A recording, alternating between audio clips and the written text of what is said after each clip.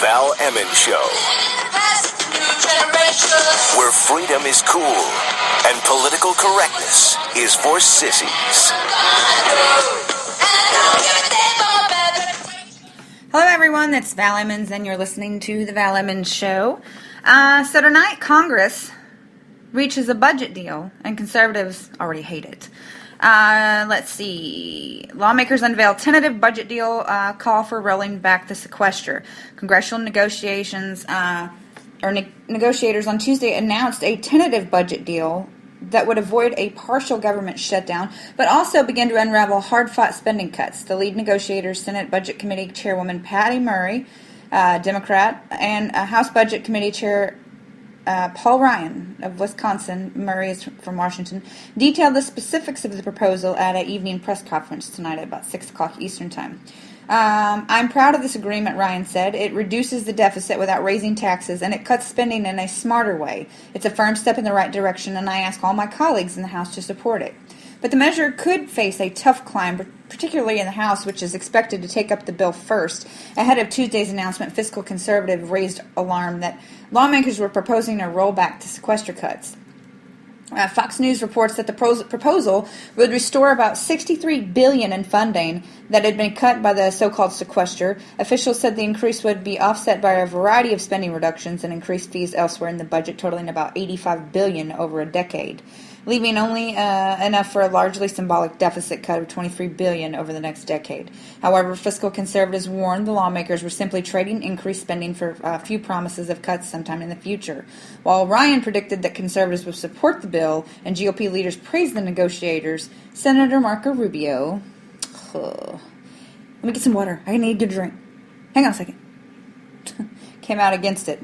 In the short run, this budget also cancels earlier spending reductions instead of making some tough decisions about how to tackle our long-term fiscal challenges caused by runaway Washington spending, he said. President Obama praised the deal for replacing parts of the sequester cuts, which he said have harmed students, seniors, and middle-class families and served as a mindless drag on our economy over the last year. Excuse me, sir, but you've kind of served as a mindless drag on our economy over the last almost 6 years now. Anyway, calling the deal balanced, Obama said he also is pleased Congress was able to break the cycle of crisis-driven decision-making to reach a compromise. And because it's the first budget the leaders of both parties have agreed to in a few years, about 5 or 6, the American people should not have to endure the pain of another government shutdown for the next 2 years. The deal sets discretionary spending levels at just over $1 trillion, which is higher than the hard-fought level of $967 billion set in the 2011 Budget Pact. One senior House Republican source predicted to Fox News that the party would have the votes to pass the deal, though they speculated the GOP may lose a healthy chunk on their side. Both Murray and Ryan expressed confidence that the deal would pass as well and called upon their colleagues to do so. I'm confident we won't have 100% of the Senate or House, Murray said, but I want people to know this Congress can work. The hesitation and opposition of both sides, though, indicates that congressional leaders still have a lot of convincing to do. Congress has until January 15th to pass the new budget, or that will trigger another partial government shutdown. House Speaker John Boehner claimed Tuesday he was optimistic about the chances the deal would materialize, but the Speaker may be reluctant to once again try to pass a bill a majority of Republican members do not support. He restored to passing a budget bill with the majority of Democrats in October in order to end the partial shutdown. The automatic cuts are the consequence of Washington's failure to follow up on the 2011 Budget Pact with further deficit cuts. They would carve $91 billion from the day-to-day budgets, but of the Pentagon and domestic agencies when compared to spending limits set by the hard-fought 2011 budget agreement. So the Wall Street Journal has written pretty much the same article. Let's see. There's a lot more for Congress to do, of course, and the deal doesn't solve all the problems, but I think it's an important step to helping some of the wounds we have here in Congress. So now leaders must sell their agreement to rank-and-file members and hope for enough support to push it into law later this month. Mr. Ryan and Ms. Murray predicted they would have the votes to win passage. It must clear the House and the Senate before lawmakers leave for the holiday recess, so we'll see how that one goes. Let's see. Mother Jones reports that Congress reached the budget deal and conservatives already hate it. Of course, you know that's a liberal news media outlet. Don't even know if I call it news because sometimes they just ridiculous. Most of the time. Despite the limited aims of the deal, conservatives, both Tea Party members in the House and outside groups, began complaining before negotiations released the proposal. Freedom Works denounced the concept behind such a deal on Tuesday. Heritage Action, the outreach arm of the conservative think tank, lambasted the early reports of the deal. The Wall Street Journal op-ed page hammered the defense hawks and appropriators who want to break the annual spending caps in a current law. A cohort of 18 House Republicans wrote a letter calling on House Speaker John Boehner to ignore the potential deal and to vote on a clean budget resolution. Yes, because we need a CR again. That's what we need instead of a budget. Now I'm aggravated. Why we conservatives so preemptively outraged? All of the sequester offsets will come in 2014 and 2015. But the new revenues are spread out over a 10-year window. So, for example, the $6 billion in savings from federal pensions will be distributed over the next decade, coming out to essentially $600 million each year. Murray and Ryan aren't releasing the full details of the plan until later this evening, which they already did, I believe. I'll have to find that. Basically, the proposed deal front-loads spending that eliminates the draconian sequester while pushing much of the deficit reduction off until later. Think of it as a major jolt of stimulus compared to current law. That's exactly what the liberal economists have called for since the start of the recession. The government should pump more money into the economy while it's still in the doldrums and save deficit reductions for the future when the country will presumably be more on stable footing. Leaders from the two parties should be able to wrangle enough votes for the budget negotiation thanks to the stamp of approval from conservatives' idol, Paul Ryan. I think we'll pass it through the House, Ryan said Tuesday in press conference announcing the deal. I have every reason to expect great support from our caucus, but there could still be a battle on the right. For most hardcore right-wingers, any effort to change the sequester cuts will be sacrosanct. Sequester is the big win, Grover Norquist, the taskmaster of Republicans' tax agenda, said earlier this year.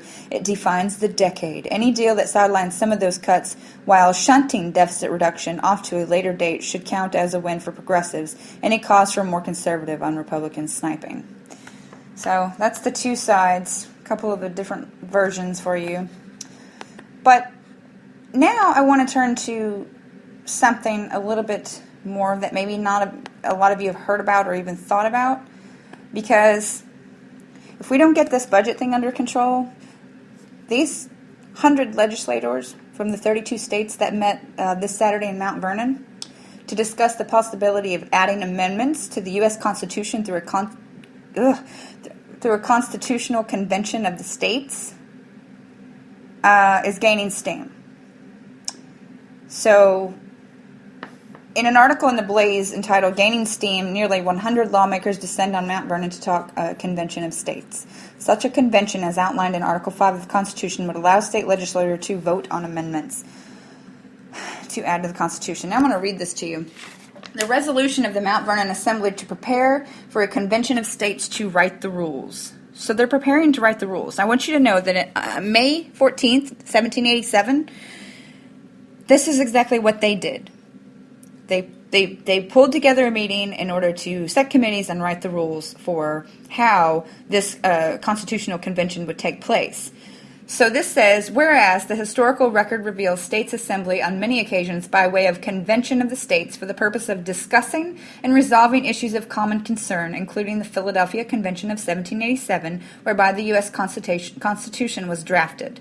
And whereas Article 5 of the U.S. Constitution provides for a convention of the states for the purpose of proposing amendments upon the application by 2/3 of the states. Now I want to just remind you that this is the handout that they gave out to the legislators when they invited them. And you might know that a couple of our legislators, Representative Alexander, Jason Rapert, Nate Bell, and one other, were attendants of this. And anyway, I'll get to my concerns later. Whereas interest in convening a convention of the states under Article 5 has grown among the legislature of the states, and whereas the states agree that if such a convention should be convened, it should be functioned in an orderly and prudent manner, and whereas the U.S. Constitution does not, I'm sorry, this is hard to read because I had to print out a picture, does not enumerate the power to define such rules and procedures to the federal government, and whereas the states united desire to act on the authority, duty, and responsibility to define the rules and procedures of any Article 5 convention for proposing amendments. Therefore, be it resolved, Section 1, the Mount Vernon Assembly hereby respectfully requests each Speaker of the House and each Senate President in each of the states, or in the case of Nebraska, the Speaker to appoint and authorize the person and resources necessary for a meeting to be held the 3rd, 4th, and 5th day of December 2014 at a location to be determined in Section 2. This meeting is to be referred to as the United States Rules Drafting Conference. Hereafter, the conference. The purpose of the conference is to draft the identified rules and procedures listed in Section 3, as well as any other items the conference deems necessary and appropriate to the proper function of any future conventions of the states, including an Article 5 convention for proposing amendments.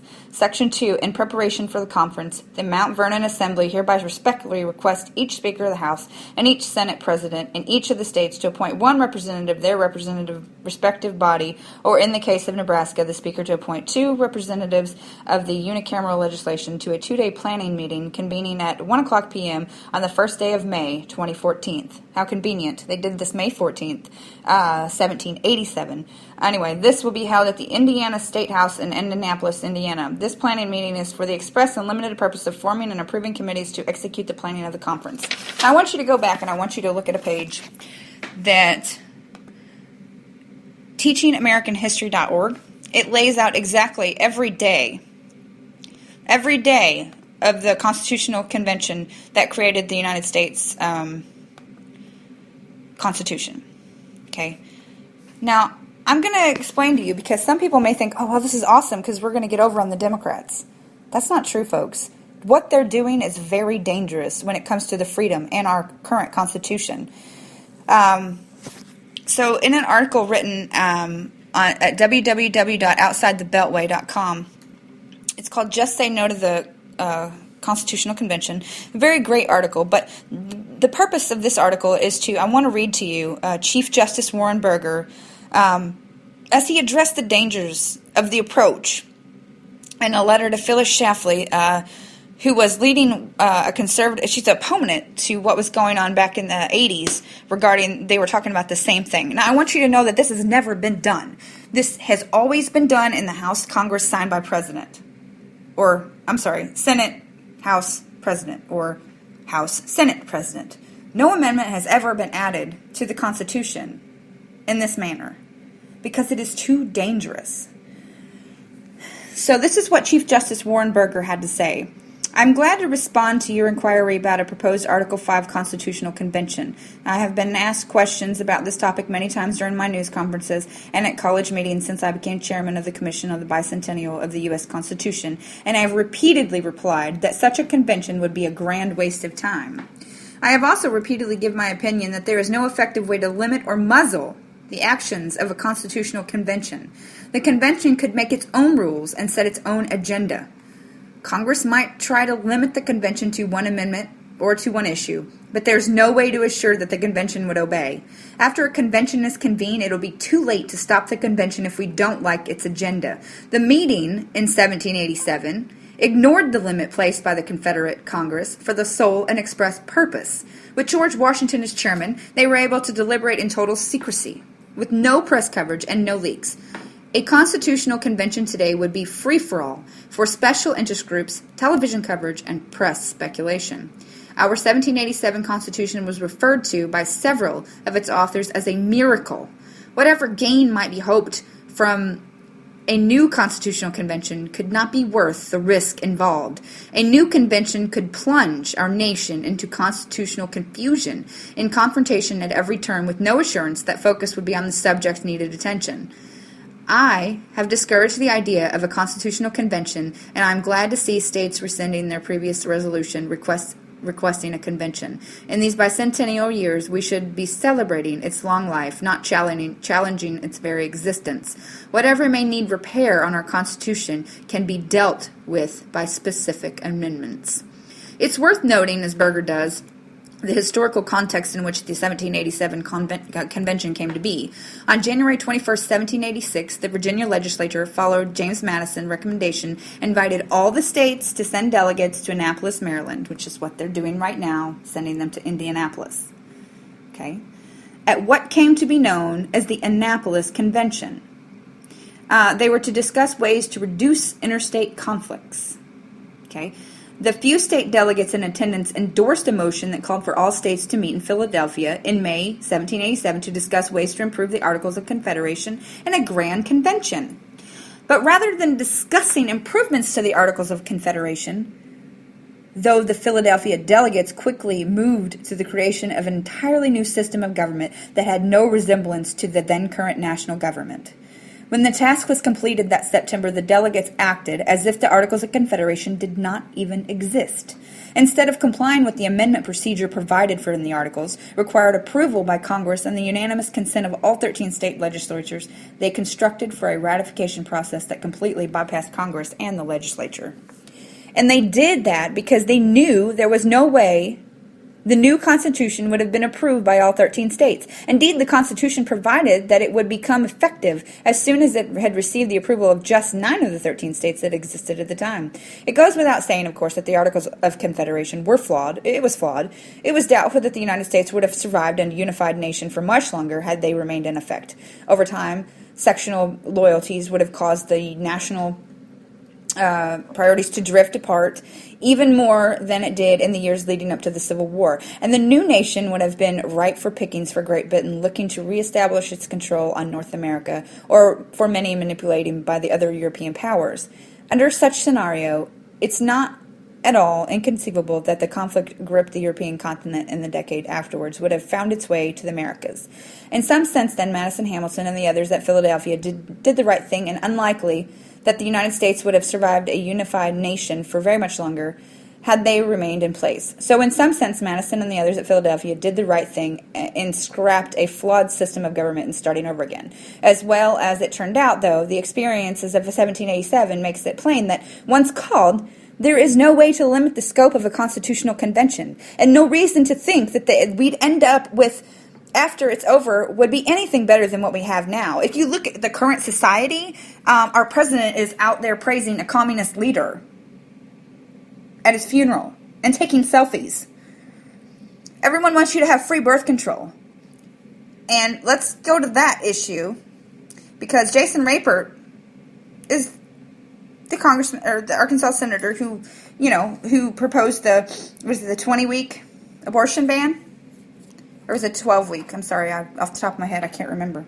But yeah, that's going to cost the state of Arkansas some money. And you know what? It's not my decision who has an abortion or not. Do I believe that a woman should have an abortion as a form of birth control? No, I don't. Do I believe a woman should have an abortion as a form of, getting taken care of by taxpayer dollars? No, I don't. Do I believe that a woman should have an abortion at 6 months pregnant? No, I don't, because that baby can sustain life outside of the mother's womb. But what I don't believe is that a woman should have to rip her insides out and die because she stuck a coat hanger up into the fetus of a 5-week-old seed.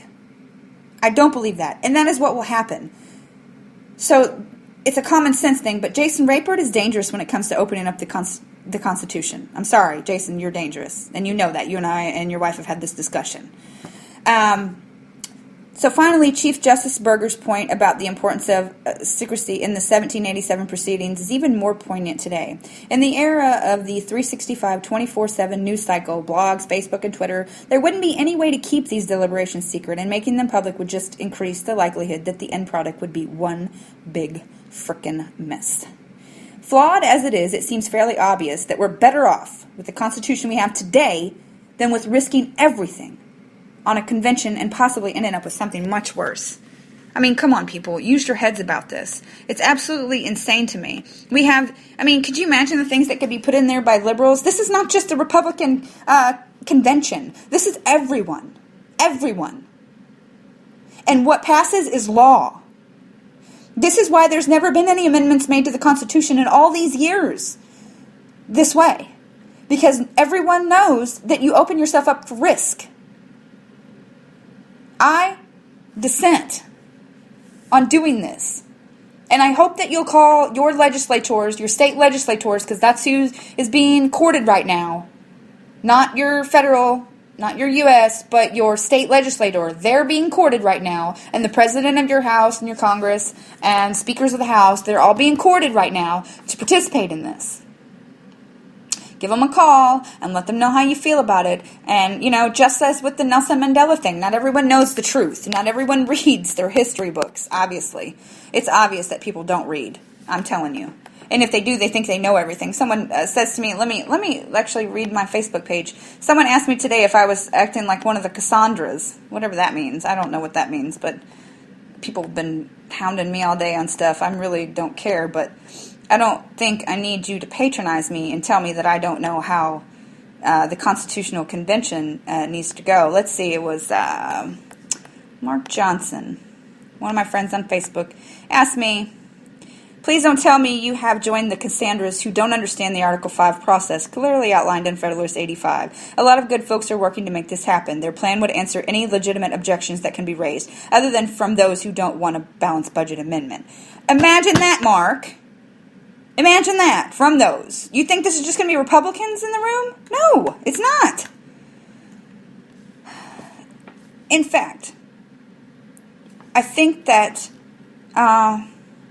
it frightens me when those like Justice Ginsburg sit on the Supreme Court, sworn to defend the Constitution, yet claim it's not worthy of replication.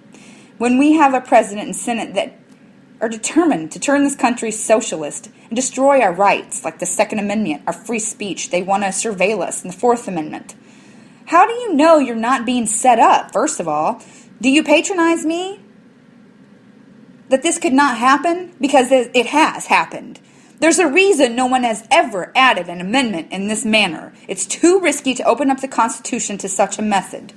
And no, I don't trust that you can't assure me that what I fear can't happen.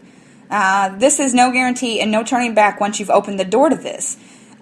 I just think that we must exhaust all avenues, before going this route. And it seems as though we have not done that. I assure you we have not. This is like the last resort before you go off the cliff and die, okay? You don't do this. God, I wish these people these conservatives are getting on my bad side, who are wanting to do this. And it's also telling why they don't want a budget to pass, because they want this. You know what? I'm not saying all of them, because I know a couple of our legislators, and I don't think they would do that, but they want to go down in the glory, in the history books. This has never been done before, people. Never. But I don't think you want to go down this way, because I'm guarantee you this is not going to end well. And I'm an American citizen, and I'm standing up and telling you not to do this. In 2 years, Obama will be gone. If we have any sense about it, we don't turn the table. What happens when they turn the tables on us to change it? What comes both ways, people? Wake up. Wake up. Start teaching people. Teaching people. Especially about history. Oh, God. So, Twitter, Facebook, and more demand sweeping changes to U.S. surveillance. The world's leading technology companies have united to demand sweeping changes to U.S. surveillance laws, urging an international ban on bulk collection of data to help preserve the public's trust in the Internet. And the most concrete response yet to disclosures by the NSA whistleblower Edward Snowden, Apple, Google, Microsoft, Facebook, Yahoo, LinkedIn, Twitter, and AOL have published an open letter, which you can read on my Facebook page, to Barack Obama and Congress on Monday, throwing their weight behind radical reforms already proposed by Washington politicians. The balance in many countries has tipped too far in favor of the state and away from the rights of the individual, rights that are enshrined in our Constitution, urges the letter signed by the 8 U.S.-based Internet giants. This undermines the freedoms we all cherish. It's time for change. Several of the companies claim that revelations have shaken public faith in the Internet and blame spy agencies for the result threat to their business interests. People won't use technology that they don't trust, said Brad Smith, Microsoft General Counsel. Governments have put this trust at risk, and governments need to help restore it. I think that's fair. So you can read more about that on my Facebook page. And more NSA news. NSA and the GCHQ infiltrate online gaming live chat. The NSA and its UK counterpart, GCHQ, have deployed agents into the massive online gaming community, according to documents disclosed by whistleblower Edward Snowden. The files were obtained by The Guardian and are being published on Monday in partnership with the New York Times So they're already out. Sorry, this is yesterday's article I didn't get to. An NSA document written in 2008 described gamer communities as an under-monitored and called them a target-rich communications network where intelligence targets could hide in plain sight. Yeah, because those 14-year-olds cursing and pretending they're 20. Those are real dangerous guys. The games and systems involved including World of Warcraft, Second Life, and the Xbox Live Console network, which boasts more than 48 million players. It's unclear how the agencies accessed gamer data or how many communications were collected. The NSA has ensured that it was not monitoring innocent Americans whose identity and nationality may have been concealed behind their virtual avatar. Okay, I believe that. So, another news, South Carolina sheriff defies Obama's order and refuses to lower the flag in honor of Nelson Mandela. Go sheriff, okay, a South Carolina sheriff, I think that this is Sheriff Rick Clark of Pickens County originally posted about his decision on Facebook saying that while Mandela was a great man, the flag should only be lowered at American Embassy in South Africa, not at home. Instead, Pickens said he would lower the flag over the weekend to honor a law enforcement officer who died on duty and for the Pearl Harbor Day, but the flag would be back up to its normal position on Monday, December 9th. I think that's not the reason, because presidents have ordered the flag lowered for foreign dignitaries all along, but my problem with it is that you're lowering the flag for a communist who supported terrorism through the ANC, and who every friend they have speaking, every person basically speaking at his funeral today was communist or a leftist or a socialist, so for that matter, so go figure that one out. So we've got more stuff here. Did you guys hear about Obama and the pictures today, the Twitter pictures? So apparently in one of them, and they're on my Facebook page too, apparently Obama and Michelle switched seats because he was, she didn't apparently like the idea of him taking selfies with the hot blonde, and she just happened to be a foreign leader herself. I'm trying to get to that photo right here. And but anyway, in one picture you can see them taking selfies, which is another issue because really, you're at a funeral. I really don't care. It's Nelson Mandela, and I have no respect for that man. But however, some people were like really taking a selfie at a funeral. That is kind of low, I would think. I just think it's low. But if you look in these pictures, it's also irritating that Eric Holder, Valerie Jarrett, and Susan Rice, along with Michelle Obama and President Obama, are also all there together, costing taxpayers money. So I wonder how much that cost when we couldn't afford the missing man flyover for Pearl Harbor. Yeah, because that got cut. Anyway, it was the Prime Minister of Denmark who he got caught taking a selfie with, and it's pretty interesting because Michelle made Obama change, but you should look at those pictures. They're on my Facebook page. She made him change places, seats with him. If pictures could speak, let me just tell you.